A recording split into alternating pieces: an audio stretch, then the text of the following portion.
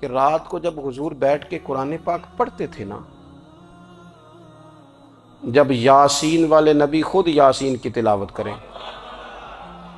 جب طٰہٰ والے محبوب خود طٰہٰ کی تلاوت کریں، غور کرو نا، جب مدثر والے محبوب خود ان جملوں کو ادا کریں، یعنی جن کے بارے میں آیت آئی ہے، جب وہی یہ آیت پڑھیں کہ اِنَّا أَعْطَيْنَاكَ الْكَوْثَرَ، یعنی جن کا ذکر ہو رہا ہے، جب وہ یہ بات کریں کہ یا ایھا النبی انا ارسلناک شاہدا ومبشرا ونذیرا لتؤمنوا باللہ ورسولہ وتعزروہ وتوقروہ وتسبحوہ بکرۃ واصیلا، جن کے بارے میں آیت آئی ہے، جب وہ یہ کہہ رہے ہوں کہ ورفعنا لک ذکرک، جب وہ کہہ رہے ہوں والضحیٰ واللیل اذا سجی، ذرا اس کیفیت کو دیکھیں جب محبوب خود پڑھ رہے ہوں، اور جو حضور پر آئی ہیں اس کا ذائقہ، اس کا لطف، اس کا انداز بھلا کیا ہوگا۔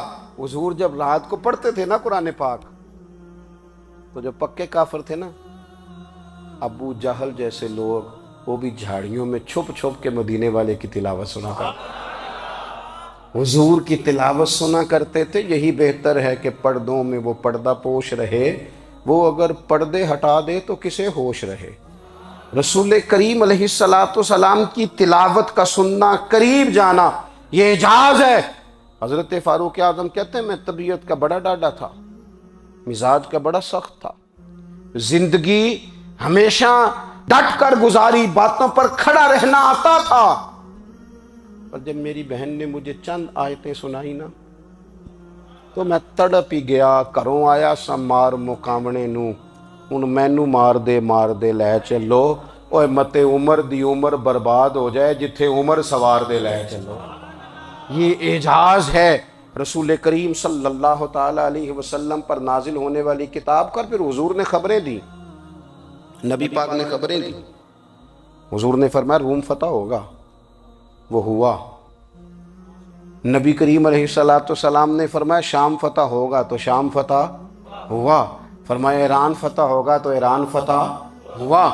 سراقہ بن مالک کہتے ہیں ایک گاؤں پر بھی مسلمانوں کی حکومت نہیں تھی، ایک گاؤں پر۔ حضور مکہ مکرمہ سے نکل رہے تھے، مدینہ طیبہ تشریف لے جا رہے تھے، ابھی راستے میں تھے، میں 100 سرخ اونٹوں کے لالچ میں معاذ اللہ حضور کو گرفتار کرنے پہنچ گیا۔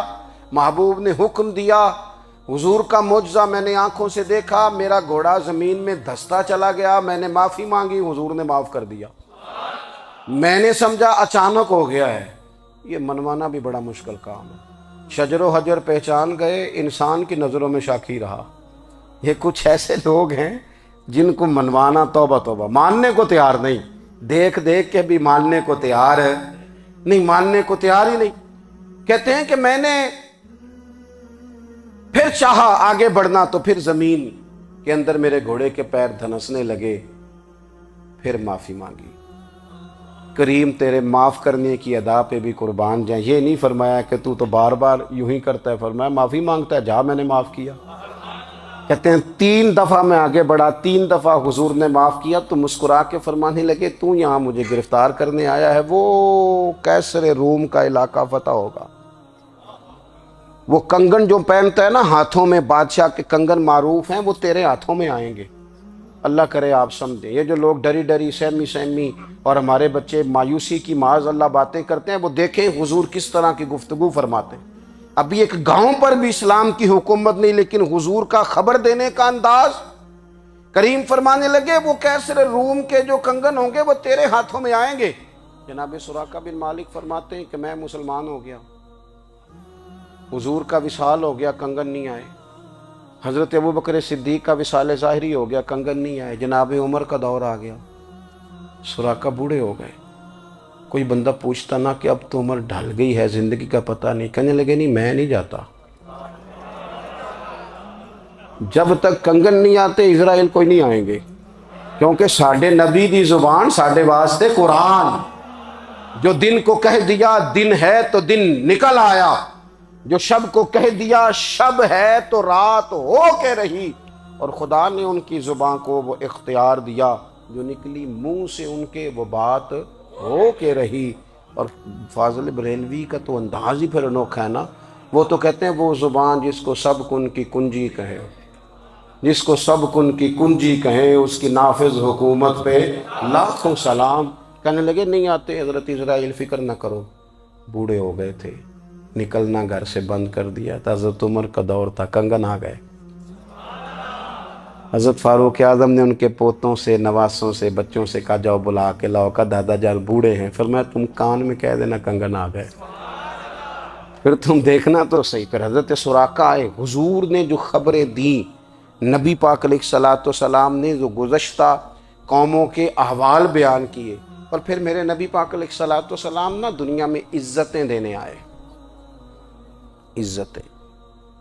یہ مزاج ہمیں کم کرنا چاہیے، یہ جو ہم ساری زندگی اس کام میں لگا دیتے نا، کسی کو نیچا کیسے دکھانا ہے، یہ انداز حضور نے نہیں ہمیں دیا۔ اب دیکھو حضور تشریف لائے تو ہمیں پتہ چلا کہ حضرت یوسف جیسا سونا کوئی نہیں، حضور تشریف لائے تو ہمیں پتہ چلا کہ حضرت داؤد جیسی خوبصورت آواز کسی کی نہیں، حضور تشریف لائے تو ہمیں پتہ چلا کہ جناب عیسیٰ علیہ السلام کا فقر اختیاری کس طرح کا تھا، محبوب تشریف لائے تو ہمیں پتہ چلا کہ حضرت موسیٰ کا جلال کس طرح کا تھا۔ یہ تو حضور آئے تو نبی پاک علیہ السلام نے اس کی بھی عظمت بیان کی، اس کی بھی شان بیان کی، حضور نے بتایا کہ ابو بکر صدیق کی شان کیا ہے، فاروق اعظم کا مرتبہ کیا ہے، عثمان غنی کی حیا کیا ہے، مولا علی کی شجاعت کیا ہے، اہل بیت نبوت کی عظمت کیا ہے۔ حضور آئے عزتیں دینے، ماں کو عزت دی مدینے والے رسول نے، کہا جس کا باپ راضی ہو گیا اس کا رب راضی ہو گیا، فرمایا جو 2 بیٹیاں 3 بیٹیاں 4 بیٹی بہنیں یا ایک بیٹی یا بہن بیاہ کے آ گیا نا، اس طرح میری 2 انگلیاں جڑی ہوئی ہیں، میرے ساتھ جڑ کے جنت میں جائے گا۔ رسول کریم صلی اللہ تعالی وسلم نے عزت دی، عزت دی، حضور عزتیں دینے، کوئی اعزاز نہیں، ان پڑھ بندہ ہے، سادہ ہے، غریب ہے، مزدوری کرتا ہے، ہاتھوں پہ چھالے، یا رسول اللہ اس کا بھی کوئی اعزاز ہے؟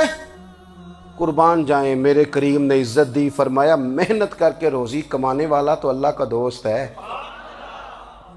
یہ اینٹیں اٹھانے والا، یہ مشقتیں کرنے والا، یہ صبح دیہڑی پہ جانے والا، یہ بیچارہ جو اچار سے روٹی کھاتا ہے، تو نے ہر شخص کی قسمت میں یہ عزت لکھی اور آخری خطبے کی صورت میں وصیت لکھی۔ رسول کریم نے ہر بندے کو اعزاز دیا، عظمتیں دی، حضور عزتیں دینے آئے، نبی پاک علیہ السلام نے اعزازات دیے، حضور نے نوازا، یہ ساری چیزیں میرے رسول پاک کی تشریف۔ اور پھر یہ جو حضور کے صحابہ اور اہل بیت ہے نا، یہ بھی میرے نبی پاک کی نبوت کی دلیل ہے، اتنی جلدی انقلاب آیا نہیں کرتے، وہ کل تک جو رہزن تھے حضور نے راہبر بنا دیے، وہ لوگ جو کل تک ایک دوسرے کے گلے کاٹ کے کھاتے تھے، ایک دوسرے کو مارتے تھے، تکلیف پہنچاتے تھے، برادری ازم پہ لڑتے تھے، حضور نے بھائی بھائی بنا دیے، ایک پلیٹ میں کھانا کھانے لگے، سیدنا بلال حبشی، صہیب رومی، سلمان فارسی، حضور نے یوں کر کے ملا دیا۔ نبی کریم علیہ السلام نے تقسیمیں ختم کر دی دنیا میں، حضور کے صحابہ نے اپنا کردار اس طرح کا دکھایا، اتنا بلند کیا، اور صحابہ کرام علیہم رضوان اس کو دیکھ کر اتنی بلندیوں پہ گئے کہ گواہیاں اللہ کا قرآن دیتا ہے، فرمایا محمد الرسول اللہ والذین معہ اشداء علی الکفار رحماء بینہم تراہم رکعا سجدا یبتغون فضلا من اللہ ورضوانا۔ فرمایا یہ جو میرے محبوب کے ساتھ والے ہیں کافروں پر سخت ہیں، آپس میں نرم دل ہیں، تم جب بھی انہیں دیکھو گے سجدے کرتے دیکھو گے، رکوع کرتے دیکھو گے، تم انہیں دیکھو گے اللہ کی رضا کے متلاشی ہیں، انہیں ساری مادہ پرستی سے نکال کر محبوب نے رب کی رضا کے رستے پہ ڈال دیا۔ میرے نبی کریم سید عالم صلی اللہ تعالیٰ علیہ وسلم کی نبوت کے دلائل کے طور پر یہ ساری چیزیں آئیں۔ بس میں بات سمیٹنے لگا ہوں، حضور کا جو اخلاق ہے نا، وہ بھی نبی کریم علیہ الصلوۃ والسلام کی نبوت کی بہت بڑی دلیل ہے۔ وَإِنَّكَ لَعَلَىٰ خُلُقٍ عَظِيمٍ، محبوب ہم نے آپ کو نا خلق عظیم کا مالک بنایا ہے۔ کچھ لوگ سمجھتے ہیں صرف آپ کا بولنے کا انداز ٹھیک ہو تو آپ با اخلاق ہیں، نہیں بھائی، بولنے کا انداز ٹھیک ہونا با اخلاق نہیں، سچ بولنا اخلاق کی علامت ہے۔